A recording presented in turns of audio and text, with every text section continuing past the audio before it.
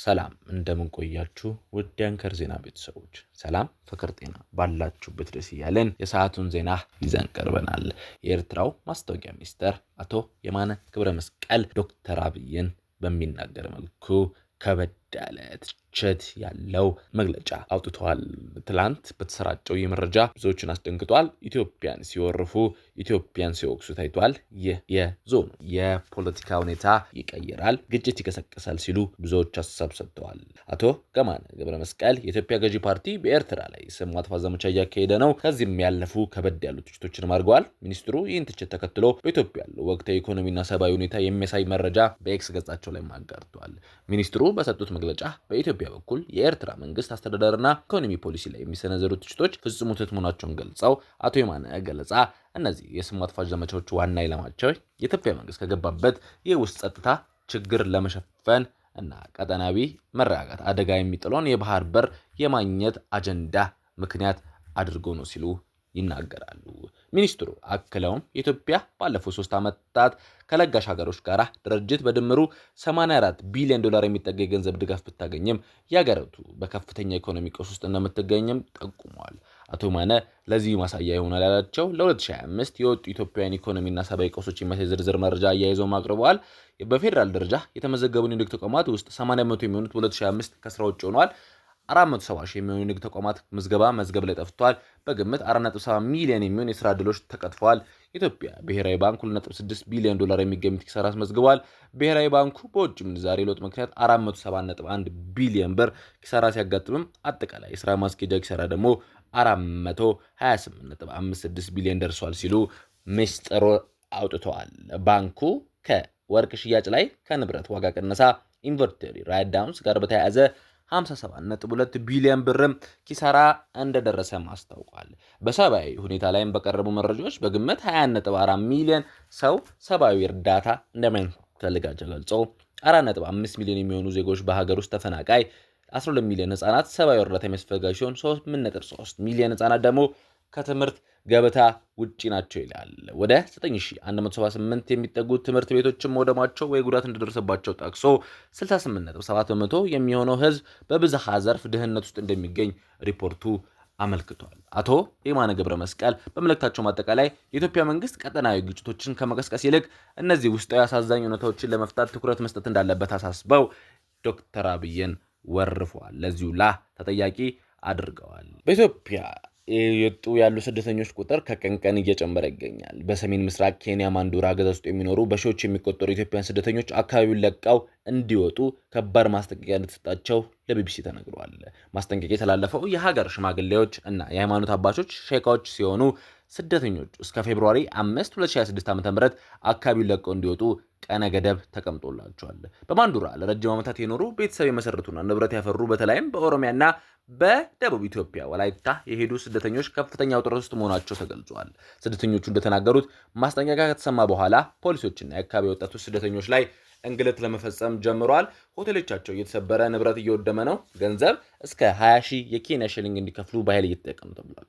እስከ ተቀመጥ ነው ቀነ ገደብ ካልወጣላችሁ የሚወስዳቸው እርምጃ ደግሞ ለሚጠፋው ህይወትም ኃላፊነት አንወስድም፣ ንብረታችሁም ይዘረፋል የሚል ዛቻ በድምጽ ማጉያ እየተናገራቸው ነው።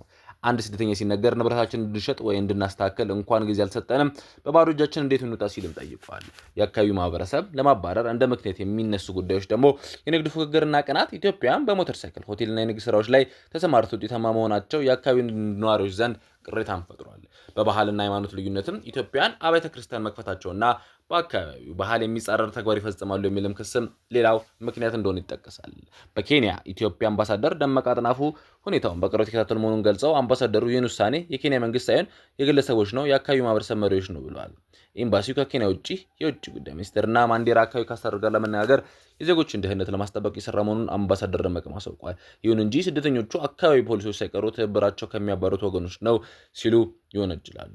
ቀነ ገደቡ የተቃረበ መሆኑ ብዙዎች ንብረቶቻቸውን ጥሎ ለመሸሽ የተገደዱ ሲሆን የቀሩት ደግሞ መንግስት እንዲታደጋቸው ተማጽነዋል። ከመጪው 2018 ምርጫ ጋር በተያያዘ የተለያዩ ሀሳቦች እየተነሱ ይገኛሉ። 8 የፖለቲካ ፓርቲዎች የሰባተኛው ሀገራዊ ምርጫ የምዝገባ ሂደት እንዳሳሰባቸውም ገልጸዋል። ፓርቲዎቹ ትላንት ባወጡት መግለጫ ሰባተኛው ሀገር አቀፍ ምርጫ ሊካሄድ ወራት በቀረቡት በዚህ ሰዓት ገና የእጩነት ምዝገባ ላይ ያለን የፖለቲካ ምህዳሩን እያጨለሙ ያሉ በርካታ ተግዳሮቶች ገጥመውናል ካሉ በኋላ ህዝቡ የሚመለከተው አካል ትኩረት እንዲሰጠውም ጠይቀዋል። 8ቱ ፓርቲዎች ካነሷቸው ችግሮች ቀዳሚው የደቡብ ኢትዮጵያ ክፍሉን የሚመለከት ሲሆን በደቡብ ክልል ፈርሶ ወደ 4 ክልሎች መከፈሉን አስታውሰው ሲቀጥሉም ገዢው ፓርቲ በእያንዳንዱ የሲዳማ ምርጫ ክልል 10 እጩዎችን በጥቅሉ 90 እጩዎችን ማስመዝገቡን በቀሪዎቹ ክልሎች ደግሞ እንደ ክልሎቹ መንግስታት ውሳኔ በርካታ እጩዎችን ማስመዝገቡን ገልጸው ተቃዋሚ ፓርቲዎች ባላወቁት መንገድ ይህ መፈጸሙ የቦርዱን ገለልተኝነት እና ተአማኒነት ጥያቄ ምልክት ውስጥ የሚከት ነው ብለዋል። በሁለተኝነት የጠቀሱት ነጥብ ደግሞ የእጩዎችን የመራጮችን ምዝገባ በዲጂታል ቴክኖሎጂ ለማካሄድ የሚያስችል ስርዓት ወይም ሲስተም መበልጸጉን ሲሆን ይህ በርካታ ችግሮች እንዳለበትም አስታውቋል። መግለጫዎችን ሲቀጥልም የሀገሪቱ አቅም ባልፈቀደበት እንደ ሀገር ህዝባችን በቴክኖሎጂ ባለቀበት ሁኔታ መንግስት ብቻውን የደረሰበትን የቴክኖሎጂ ሲስተም በመስፈርትነት መጠቀም አግባብነት የለውም ያሉት ፖለቲካ ፓርቲዎቹ ይህ አሰራር ተቃዋሚ የፖለቲካ ፓርቲዎች በፉክክርን በማስወጣት የህዝብን አማራጭ አሳጥቶ መንግስት የታሰበ የፖለቲካ ሴራ ነው ሲሉ ይቀጥላሉ። ይህ መግለጫ ያወጡት ህብር ኢትዮጵያ ዲሞክራሲያዊ ፓርቲ፣ መላው ኢትዮጵያ አንድነት፣ መኢአድ፣ ባልደራስ ለእውነተኛ ዲሞክራሲ፣ ትብብር ለኢትዮጵያ አንድነት፣ አማራ ጊዜያዊ ንቅናቄ አግን፣ የኢትዮጵያ ህዝባዊ አብዮታዊ ግንባር አህአግ እና የኢትዮጵያ ሶሻል ዲሞክራሲያዊ ፓርቲ እና የወላይታ ብሔራዊ ንቅናቄ ፓርቲዎች ናቸው። በቅርብ የተከበሩ ታላላቅ የክርስትና በዓላት ላይ በአደባባይ አለመታየታቸው በምዕመናን ዘንድ ስጋትና ጥያቄ ፈጥሮ የነበረው የኢትዮጵያ ኦርቶዶክስ ተዋሕዶ ቤተክርስቲያን ፓትርያርክ ብፁዕ ወቅዱስ አቡነ ማትያስ ስለ ጤንነታቸው መግለጫ ሰጥተዋል። ቅዱስነታቸው በሕክምና ላይ ነው ያለሁት፣ ደህና ነኝ፣ እግዚአብሔር ይመስገን ሲሉ ለምዕመናንም አረጋግጠዋል። ለዛሀበሻ በቅድሚያ ጉዳዩን እንዳስረከቡ ተናግሯል። በየዓመቱ ለጥምቀት በዓል ላይ በጃን ሜዳ ተገኝተው ቡራኪ ሲሰጡ የነበሩት ፓትርያርኩ የዘንድሮ ጥምቀት በዓል ላይ በአካል አለመገኘታቸው በተለያዩ መላምቶችን ጨምሮ ቅዱስነታቸው በሰጡት ማብራሪያ በበዓላት ላይ በአካል ያልተገኙት ባጋጠማቸው የጤና እክል ምክንያት መሆኑን አረጋግጠዋል። በሀገርም ሆነ በውጭ ያላችሁ ወገኖቼ በእውነቱ በጣም እንዳሳሰባችሁ ሰማለው። ስለ ሀሳባችሁ ስለ መጨነቃችሁ እግዚአብሔር ይስጥልኝ፣ ሁላችሁንም በጸሎት አስቡልን ሲሉ ቅዱስ አባታዊ መልእክታቸውን አስተላልፈዋል። ምንም እንኳን በአካል ባይገኙም የበዓሉን አከባበር ከአባቶችና ከመገናኛ ብዙሃን ሲከታተል እንደነበሩም ገልጸዋል። ቅዱስ ፓትርያርኩ በንግግራቸው የቅርብ ጊዜን አሳዛኝ ክስተትም አልዘነጉም።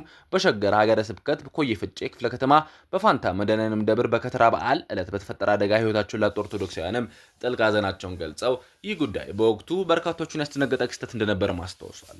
የቤተክርስቲያኒቱ አመራሮች ድጋፍ ፓትርያርኩ ይህን መልእክት ሲያስተላልፉ የቤተክርስቲያኑ ከፍተኛ አመራሮችም አብረው ተገኝተዋል።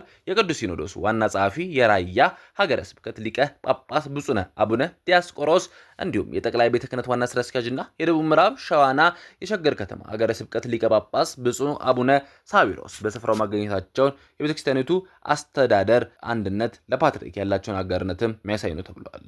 ቅዱስነታቸው መልእክታቸውን ሲደመድሙ በመጪው በዓላት ልክ እንደወትሮ ሁሉ አባታዊ ቡራኬ ለመስጠት እግዚአብሔር አምላክ እንደሚያበቃኝ ባለሙሉ ተስፋ አለኝ ሲሉ ተናግረዋል። አያይዘውም የዘንድሮ ጥምቀትና የከተራ በዓል በሰላም እንዲጠናቀቅ አስተዋጽኦ ለነበራቸው አካላትም ምስጋና አቅርበዋል። የተወደዳችሁ ተመልካቾቻችን ለሰዓቱ የያዝናቸው ዜናዎች እኚህ ነበሩ። የዩቲዩብ ገጻችንን ሰብስክራይብ፣ ሼር፣ ላይክ በማድረግ አጋርነታችሁን አሳዩን። ሰናይ ቀን ተመኘን።